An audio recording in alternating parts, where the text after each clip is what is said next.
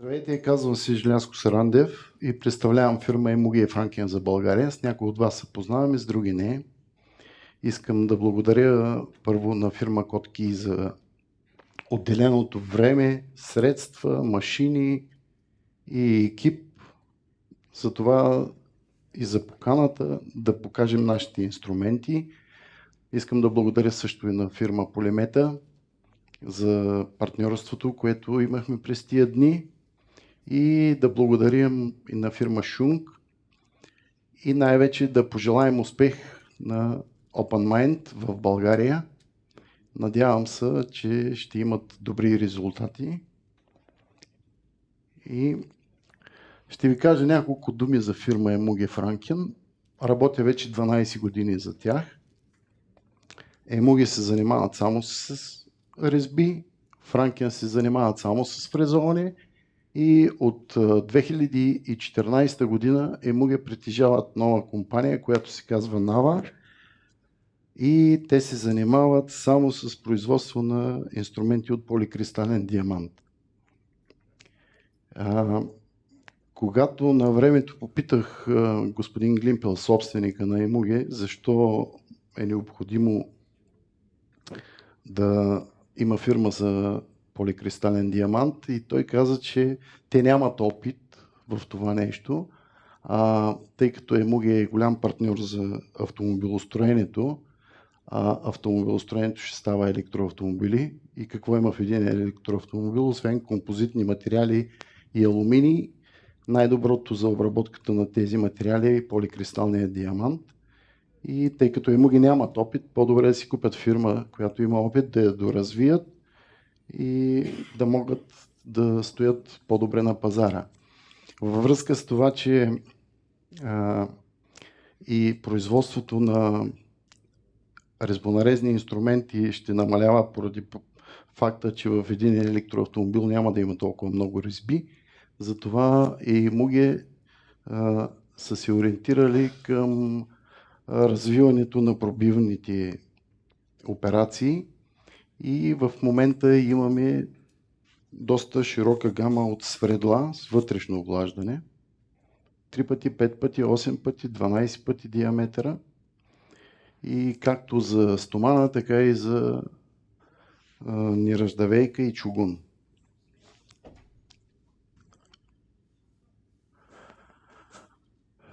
Ще кажа само няколко думи за Нава. Те могат да ви произвеждат както фрези, свредла, стандартни и сменяеми пластини от поликристален диамант, така произвеждат инструменти по ваше задание.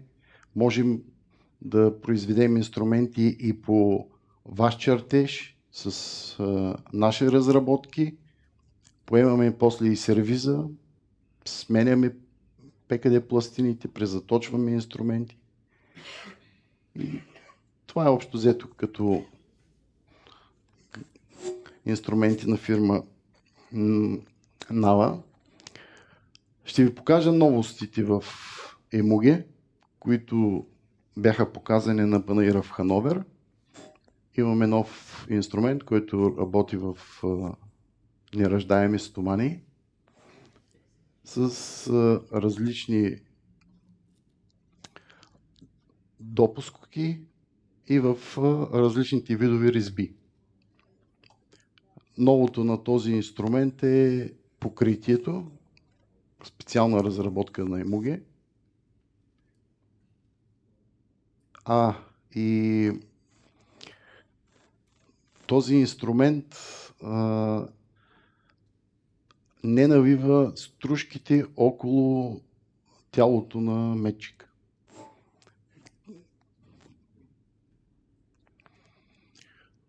Това е друга гама от инструменти на Емуги, които са Enorm Z PM, което е инструмент насочен към почти всички видове материали и в всичките видове възможни резби, които съществуват. Следващият мечик е за производство на резби в високоякостни стомани. Има го в два варианта с различни покрития за машини, които са с CNC управление и за всички видове останали машини, защото не всички използват мечиците за машини с CNC контрол. И другото, което е, че този инструмент работи с доста по-високи скорости. Имаме нов мечик за обработката на алуминий с до 7% силици, специално покритие. Предишното ни покритие се е казвало GLT8, сега се сменя с ново покритие, което е GLT104. Предимството на това покритие е, че наклепа е сведен до минимум. Имаме го и в двата варианта, с прави и спирални канали. Това е един мечик, който е различен от всичко останало на пазара за производство на големи диаметри резби. Интересното при този мечик е, че вътре опашката му е куха и той събира стружките вътре в опашката. Недостатъка, може би, е, че трябва след всяка резба да се чисти. Ето тук виждате един отвор, който не мога да ви покажа. През него ще си изчистите стружките, които са събрали в опашката на мечика.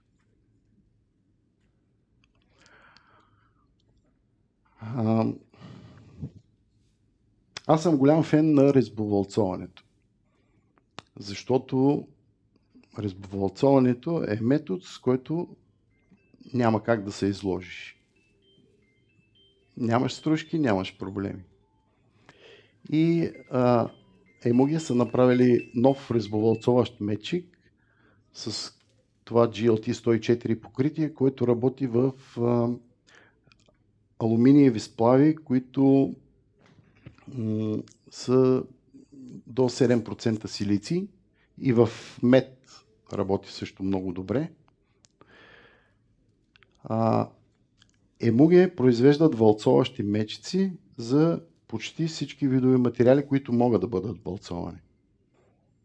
Значи за хром никел си имаме специален резбовалцоващ мечик, за алуминий си имаме, за тос алуминий, който е с ниско процентно съдържание на силици, с другия, който е летия с високо процентно съдържание на силици, си имаме различен мечик с различно покритие и мисля, че така доста добре се справяме с направата на резбите. Както ви казах, Емуги са решили, че ще развиват свредлата и тъй като са фирма, която държи много на качеството, доста добре са се справили и с производството на свредла. Всичките ни свредла, които са за стомана, са с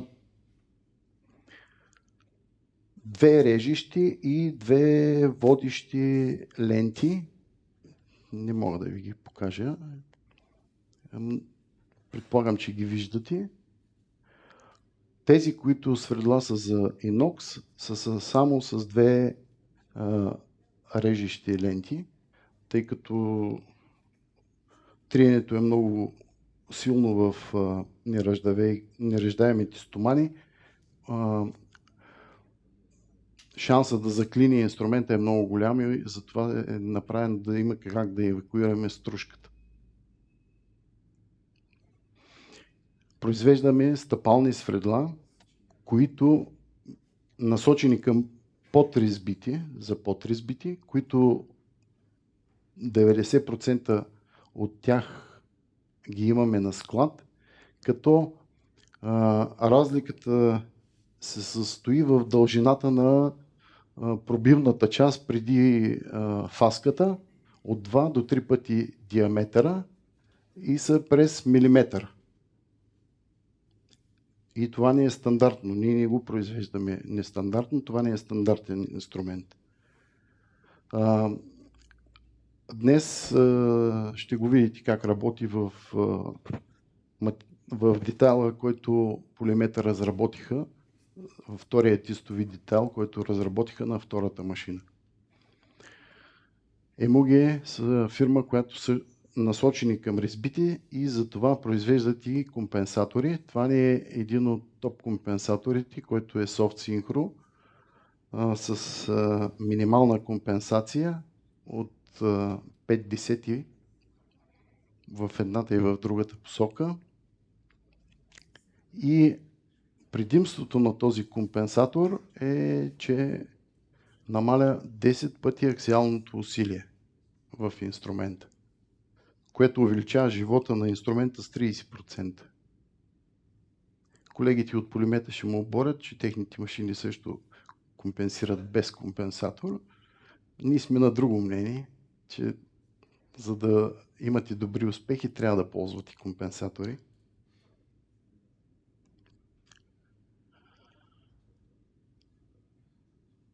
Приключихме с резбити. Ако имате някакви въпроси, нещо около резбити.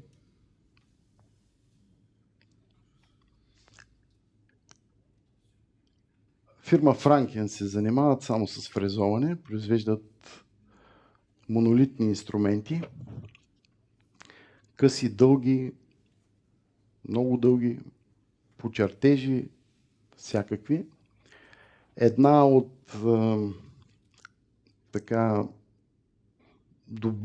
от добрите ни продукти е фрезата TopCut, която е насочена към това, че да се докоснете към това какви инструменти произвеждаме. Затова тя работи в почти всички видове материали и е доста добре ценово и в зависимост от това, което ползвате. Имаме ги в два варианта тези TopCut с фрези, които са за молт индустрията и фрези, които са прави с 2, с 3, 4 режещи зъба и отскоро имаме нова фреза. Явно няма да мога така, ще трябва да ви я покажа, където е скосена, за да може и до 6 пъти дължина на диаметъра, където когато произвеждате джобове, да не остават следи от предходната обработка, където е минало инструмента.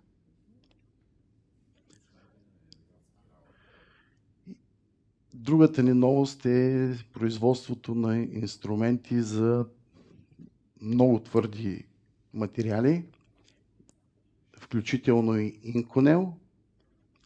Имаме го и с CBN вариант преди на режещия ръб. И в същият този продукт го има и в частичен и пълен радиус на закръгление при върха.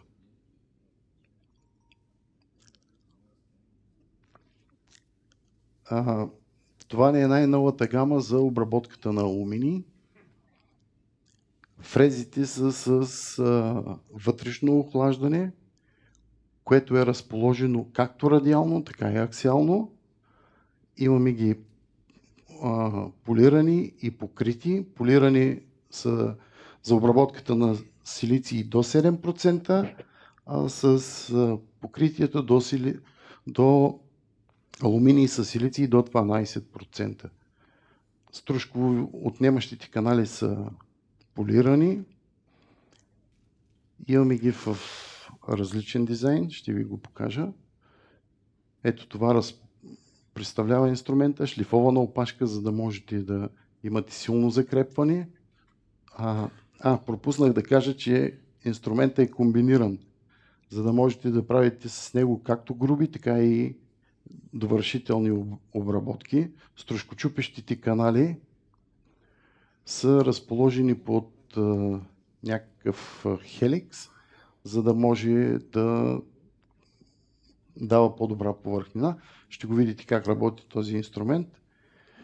Наживо Освен това е с променлив ъгъл на спиралата, за да намалим вибрациите. И както ви казах, имаме ги в различни видове. Къси, дълги, покрити, непокрити, с радиус на закрепление при върха, с фаска при върха, диаметри от 6 до 25 мм.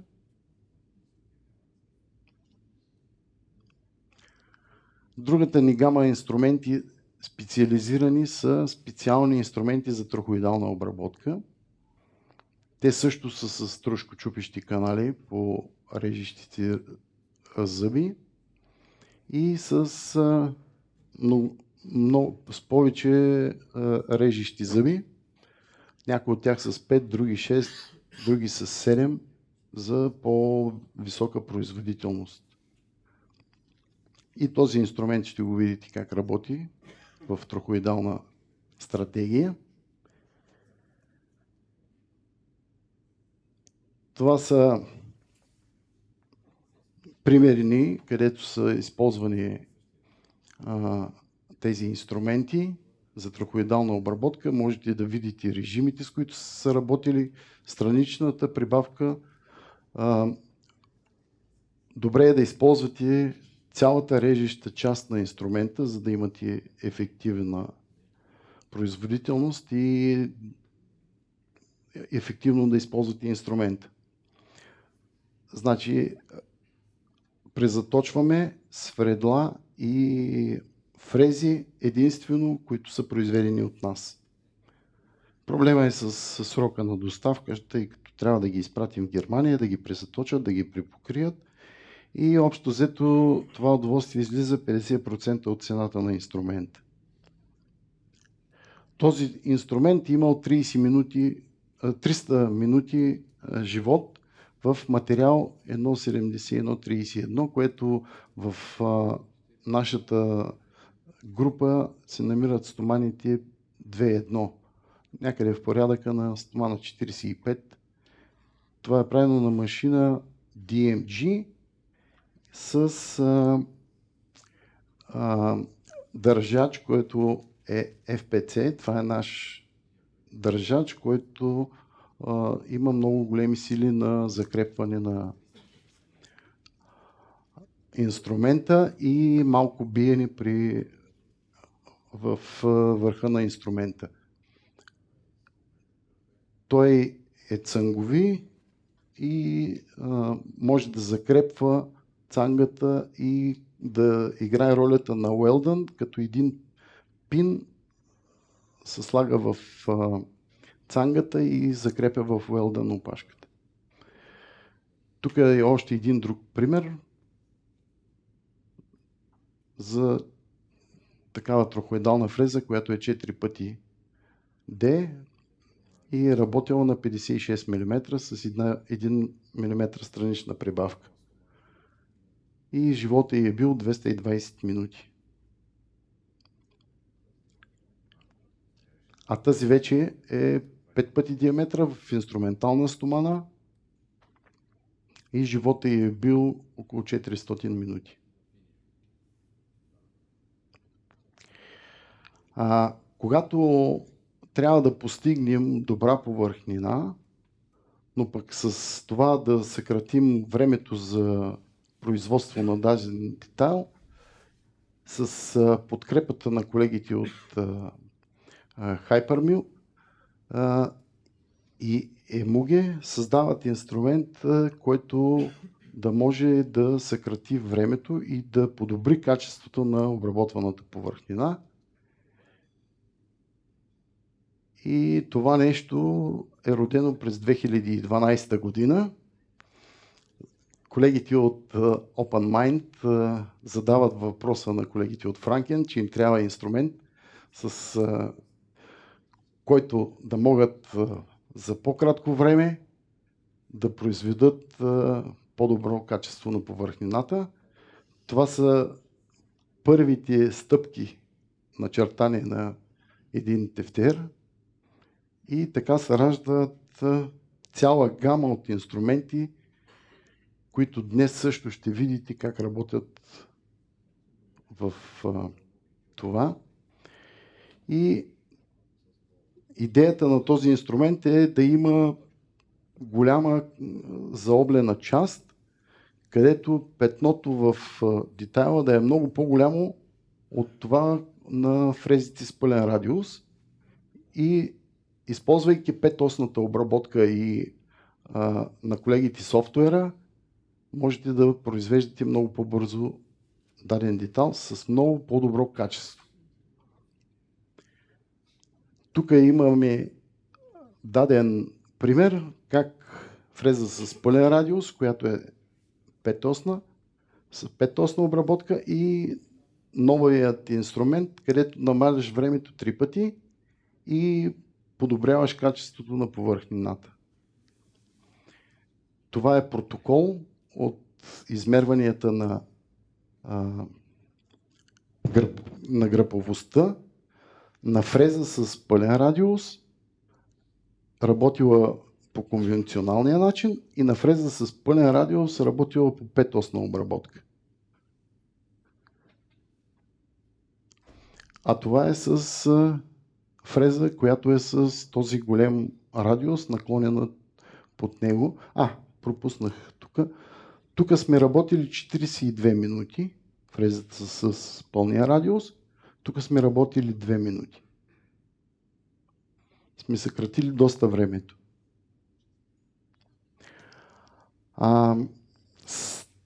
Това е фреза, която е различна от всичко, което се предлага на пазара. Фрезата се казва Duplex, тъй като отпреди е стройна радиусна геометрия. И решихме с колегите от Kotkey и от Polymet да ви покажем как работи тази фреза.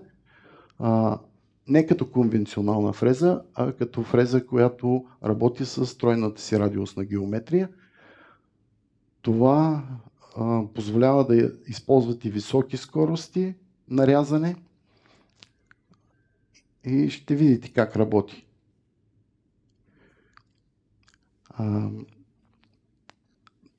Това са инструментите, които използвахме в тестовия детайл. Първата фреза е фреза с сменяеми пластини за грубата обработка. Тъй като нямаше време да стоим при машината толкова дълго, колегите я съкратиха малко и вчера са пуснали грубата обработка, но това беше интересно да се види как софтуера подрежда начина, по който фрезата фрезова. Никакви излишни движения, всичко изчистено. Беше уникално. Съжалявам, че няма да можете да го видите. Тази фреза работи с VC2000, което се равнява на 16 000 оборота с 16 000 подавания през 3 мм. Но ето тази фреза, пък ще я видите как работи. С нея колегите са направили стратегия за 5-осно изпразване на материала от детайла вътре в самия материал, и тя работи с тези показатели. Кое налага да намалим всички тия режими? Увеличихме дължината на инструмента, вкарахме вибрации и трябваше да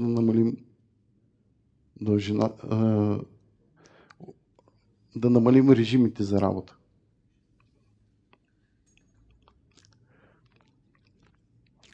Това е вторият детайл, който ще видите как се обработва, и за него ще ви кажа какви инструменти сме използвали. Използвахме фреза Duplex с диаметър 10. Той са режимите, с които тя работи. 7000 оборота на 8000 подаване с 5 мм странична прибавка и 5 десети. Тук правим челно фризоване с нея. а с 6 мм фреза ще направим канал. Тази фреза може да работи трохоидално, може да работи по 3D повърхнина, може да работи като плънджинг. Каквото се сетите като обработки, можете да ползвате този инструмент. Тъй като с колегата от DMG не беше интересно какво ще се случи като плънджинг, просто нещата се случиха. Направихме си канал, който беше с тази фреза 10 мм дълбок и през 1 мм стъпка, но решихме да не го показваме, защото като всички българи сме леко страхливи да използваме високи режими, нови стратегии и всичко останало.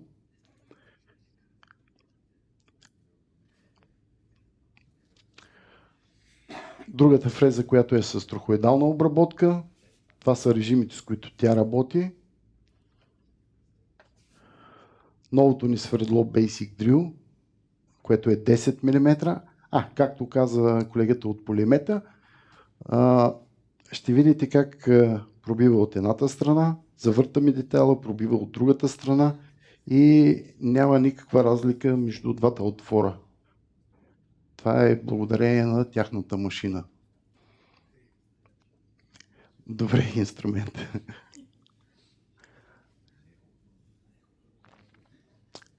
Това са режимите на стъпалното свердло. Сложили сме един валцоващ месечник. Както ви казах, нямаме стружка, нямаме проблеми. Материал е стомана 45. Колегата, който програмира да влиза мечика с 800 оборота, да излиза с 1000 оборота, което означава, че ще намалим времето за обработката на резбата.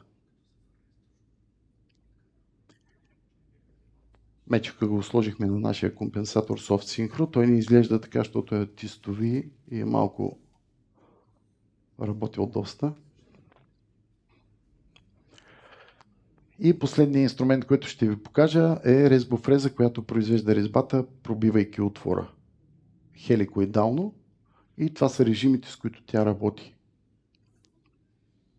И вие ще го видите как работи. Благодаря ви за вниманието. Ако имате някакви въпроси, давайте.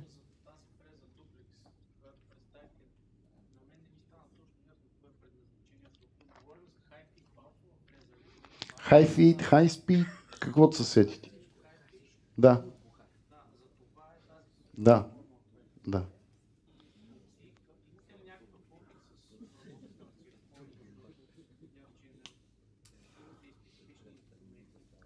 Циркония казахте? Имаме специален каталог само за обработката на циркони. Всичко, тъй като циркония е много силно застъпен в денталната медицина, ние имаме специален дентален каталог с инструменти. И там е циркония, кобалт хром, титан, но там са малки диаметрите.